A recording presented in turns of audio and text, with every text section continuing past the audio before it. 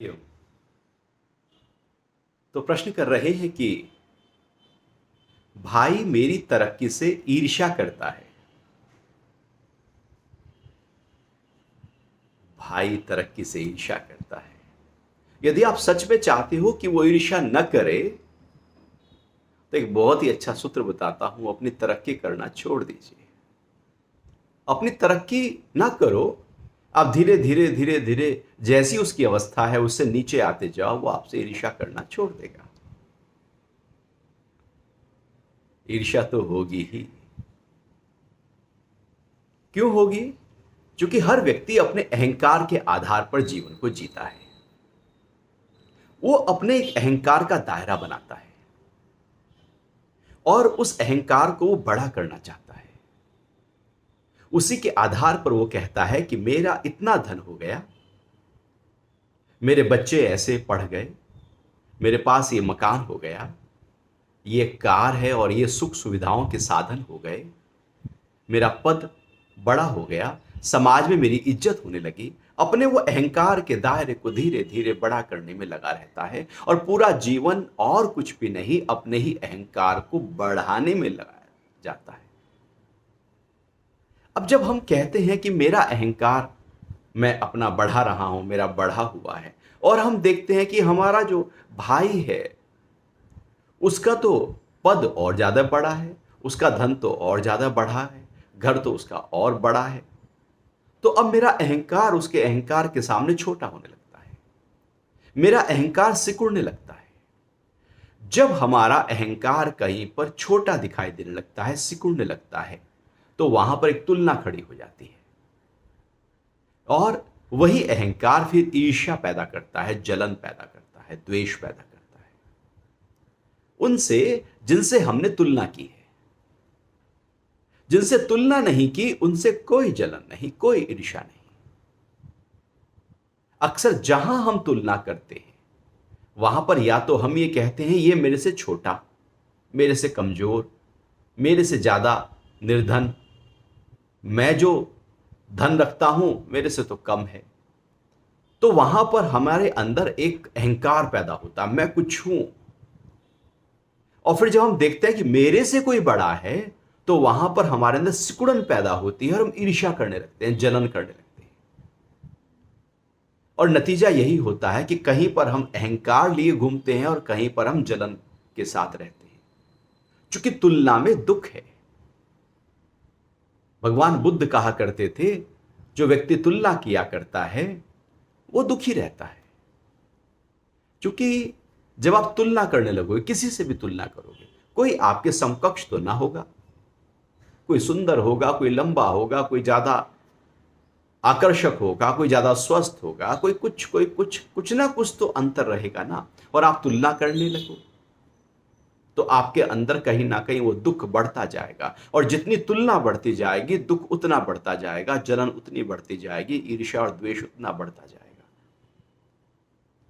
चूंकि हम भाई से तुलना इसलिए कर लेते हैं क्योंकि वो हमारे ही अहंकार का एक हिस्सा है, हमारे ही चित्त का एक हिस्सा है, हमारे से ही कुछ एक्सटेंशन है, हमारे से कहीं उसके तार जुड़े पड़े हैं। इसलिए वहां पर एक तुलना खड़ी हो जाती है। भाई में, बहन में, आपस में तुलना खड़ी हो जाती है। और मजे की बात यह है कि मान लो भाई है, वो दूसरे भाई से तुलना करके जलन महसूस कर रहा है कि वो कैसे बढ़ गया, उसकी तरक्की कैसे हो गई। लेकिन जब उसका अपना ही बेटा या अपनी ही बेटी तरक्की करती है तो वहां तुलना वो नहीं करता और वहां जलन नहीं आती। भले पिता ने जितना धन जीवन भर कमाया हो, या पिता की सैलरी रिटायर होते होते जितनी पहुंची हो और बेटे की सैलरी पहली ही सैलरी उतनी हो जितनी पिता की रिटायरमेंट के आसपास पहुंची है, तो उसे खुशी होगी।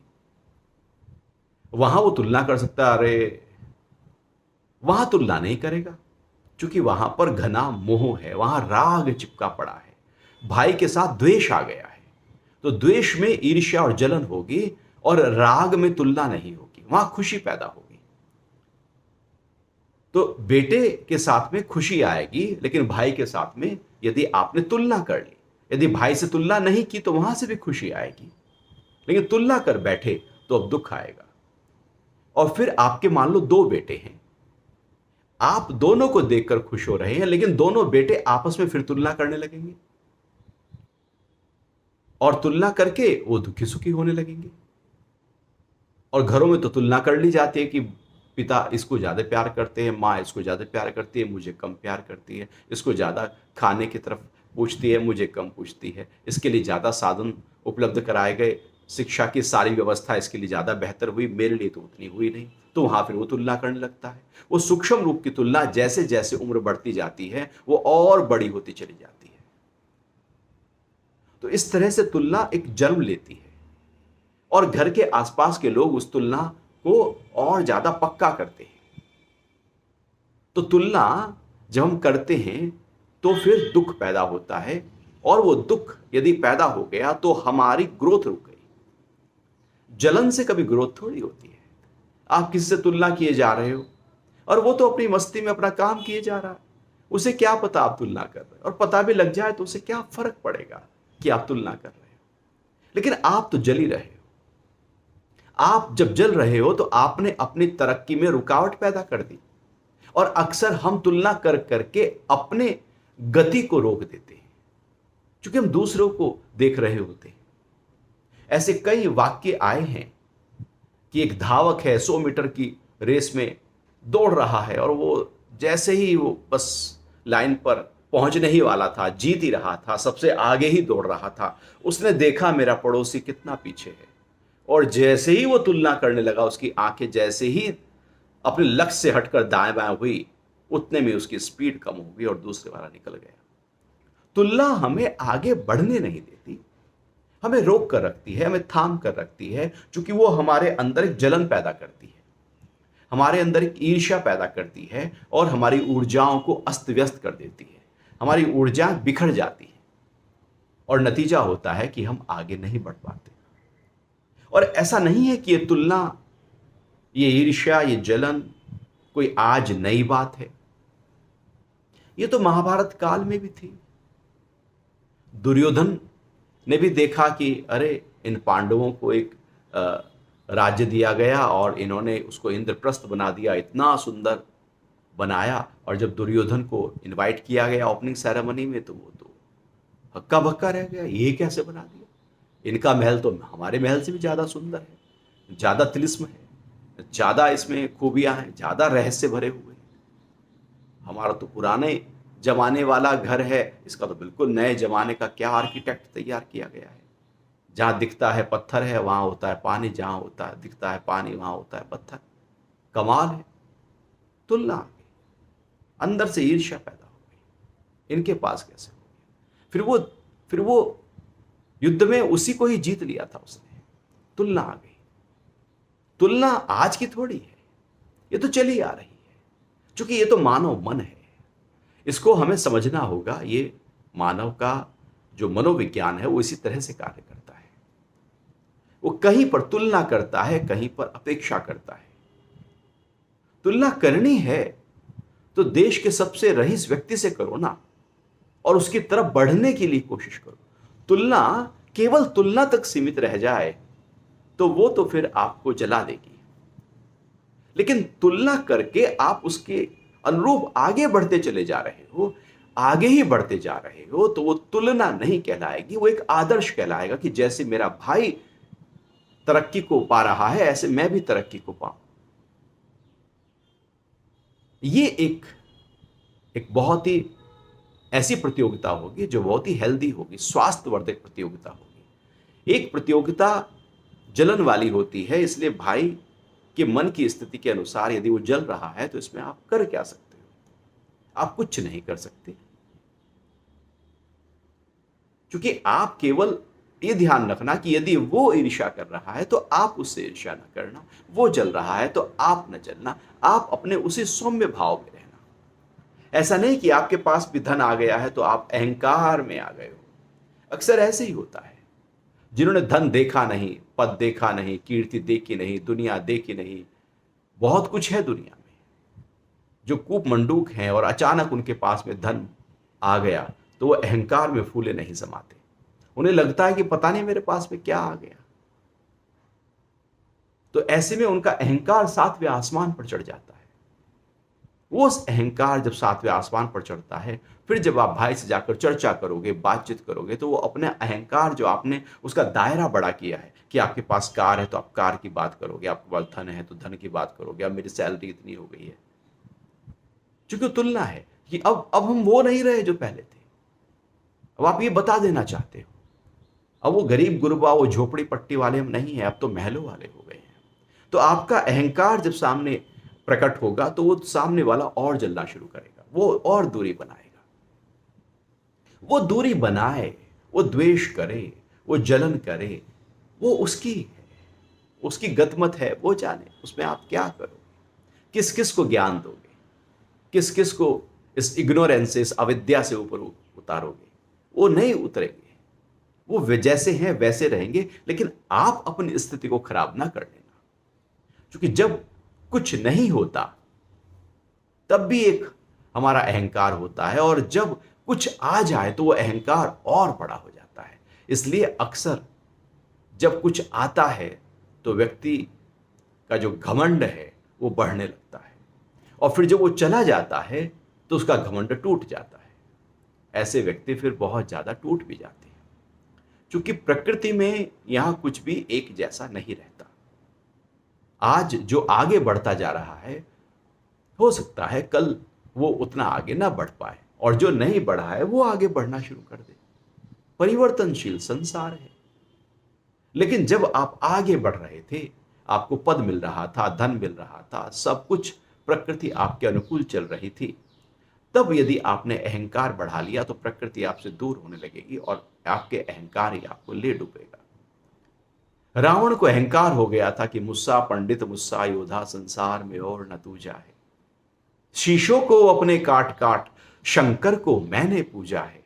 अहंकार जब बड़ा होता है तो वो अधोगति देता है, गति अब नीचे की तरफ होती है। और जब नम्रता, सौम्यता, मधुरता, प्रेम, समता का भाव प्रकट होता है तो ऊर्ध्व गति होती है, ऊपर की तरफ हम जाते हैं। जो जल रहा है व्यक्ति, ईर्ष्या में बैठा है, वो कभी ऊपर की तरफ नहीं जाएगा, वो तो नीचे ही जाएगा। क्योंकि जलता हुआ व्यक्ति, दुखी व्यक्ति, परेशान व्यक्ति, हताश व्यक्ति, निराश व्यक्ति आगे कैसे बढ़ेगा? उसने तो अपने बढ़ने की संभावनाएं सारी खत्म कर दी, क्योंकि वो जल गया है, क्योंकि अंदर आग लगी पड़ी है उसके, तो वो फिर आगे नहीं बढ़ पाएगा। लेकिन आप भी ऐसा न करना कि आप अपने अहंकार में इतना चकनाचूर हो जाओ कि वही अहंकार आपको नीचे की तरफ ले जाए।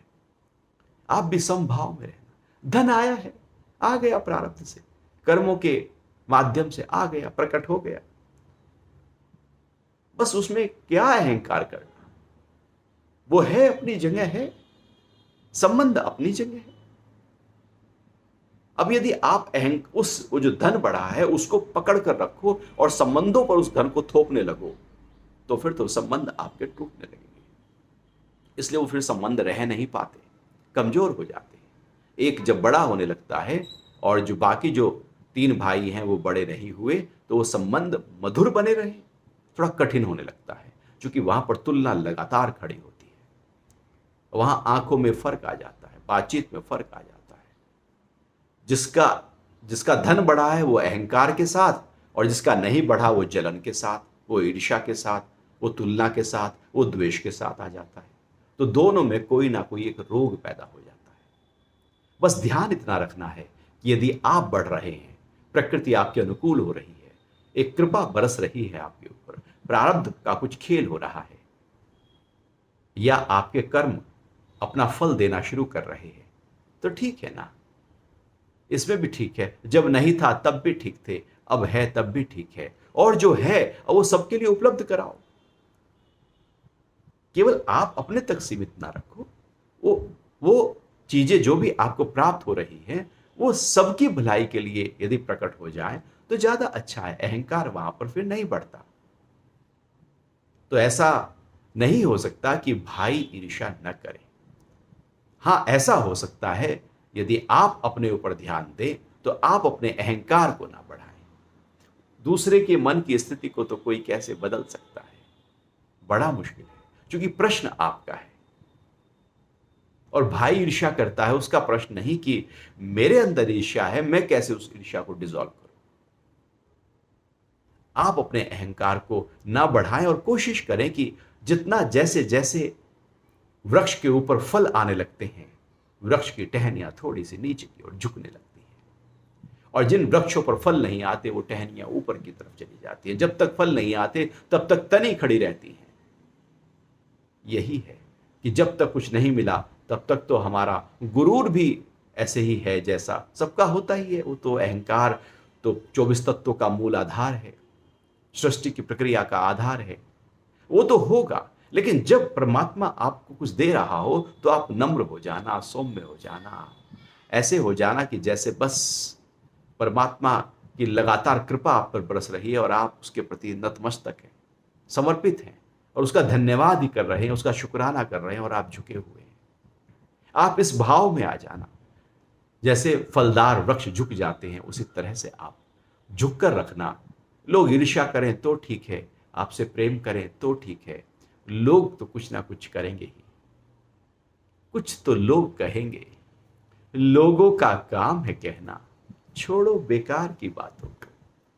कुछ लोग कहेंगे, देश के सबसे अमीर व्यक्ति के लिए भी कुछ अच्छी बात भी कहते हैं, कुछ बुरी बात भी कहेंगे। सूरज के लिए भी लोग कुछ अच्छा भी कहेंगे तो कुछ बुरा भी कहेंगे, इतना गर्मी देता है। अब हम वहां पर बुराई करने लगे, सूरज की गर्मी में गर्मी पड़ रही है, सूरज पूरी तरह से आग बबूला हो रहा है, और जब ठंड में सूरज कम दिखता है तो सूरज क्यों नहीं दिख रहा है। हम कुछ कहने में लगे रहते हैं, हम कुछ करने में नहीं आते, हम बस कैसे कहते रहते हैं, बोलते रहते हैं, बोलते रहते हैं। ये अपेक्षाएं, ये तुलनाएं हमारा अधोगति के लिए हैं, हमारे विकास में रुकावट बनकर खड़ी हो जाती है। तो जो तुलना है और जो ईर्ष्या है भाई भाई में, ऐसा कोई काल नहीं था जब ये नहीं थी। इस बात को तो निश्चित मानिएगा। और जब तक मनुष्य रहेगा तब तक ये ईर्ष्या और ये जलन रहेगी ही रहेगी, घर घर में रहेगी, कहीं होगी कहीं नहीं होगी, लेकिन रहेगी जरूर। बेटे से नहीं होगी, भाई से हो जाएगी, लेकिन रहेगी जरूर। कहीं राग होगा तो कहीं द्वेष होगा। जिसके साथ, जिस भाई के साथ पहले बहुत राग था, अटैचमेंट था, वहीं से ही तो द्वेष आने वाला है। जिससे भी आप राग ज्यादा करोगे, द्वेष वहीं से ही प्रकट हो जाएगा। क्योंकि पहले भाई से बहुत राग था, कहते थे कि दोनों एक साथ साथ हैं, साथ साथ रहेंगे, सब कुछ साथ साथ है, बंटवारा भी यदि साथ साथ हो गया है तो ठीक है। लेकिन जब एक बढ़ने लगता है तो वहीं पर द्वेष खड़ा हो जाता है। वो जो द्वेष है वो फिर व्यक्ति को जीने नहीं देता, बढ़ने नहीं देता, और वो हमारा क्लेश है, हमारे दुखों का कारण बनकर खड़ा हो जाता है। इसलिए आप अपने आप को शांत रखना, अपनी नम्रता को रखना, अपने शुक्राने को रखना, अपने संबंध को वैसे ही बनाए रखना, अपने आप आते जाते रहना। वो आना जाना कम कर देंगे क्योंकि उनके अंदर द्वेष आ गया, लेकिन आप अपनी सौम्यता को न छोड़ना। वो अपनी जलन को बनाए रखेंगे, आप अपनी सौम्यता को बनाए रखना। उसका स्वभाव वो जाने, आपका स्वभाव आप जाने। बिच्छू का स्वभाव काटना होता है, संत उसको बचा रहे थे। वो बार बार बिच्छू, पानी का बिच्छू था, डंक मार रहा था। कई बार जब घटना घट गई तो साथ में खड़ा हुआ नहर के पास, नदी के पास में जो शिष्य था, कहा, अरे गुरु जी, तो इसका जहर फैल जाएगा। तो गुरु कह रहे हैं कि ये अपना स्वभाव डंक मारने का नहीं छोड़ रहा, मैं बचाने का स्वभाव कैसे छोड़ दूं। इसका अपना स्वभाव है, मेरा अपना स्वभाव है। भाई का अपना स्वभाव है, वो ईर्ष्या में रहे, द्वेष में रहे, जलन में रहे। आप अपने स्वभाव में रहना, आप अपने प्रेम में रहना, आप अपनी सौम्यता में रहना, नम्रता में रहना, आप अपने दया भाव में रहना, आप समभाव में रहना। आप अपने कुछ आ जाए उसके कारण से अपनी नजरें ना फिरा लेना। दुनिया तो कुछ ना कुछ कहेगी, उसको छोड़ देना। हरिओम।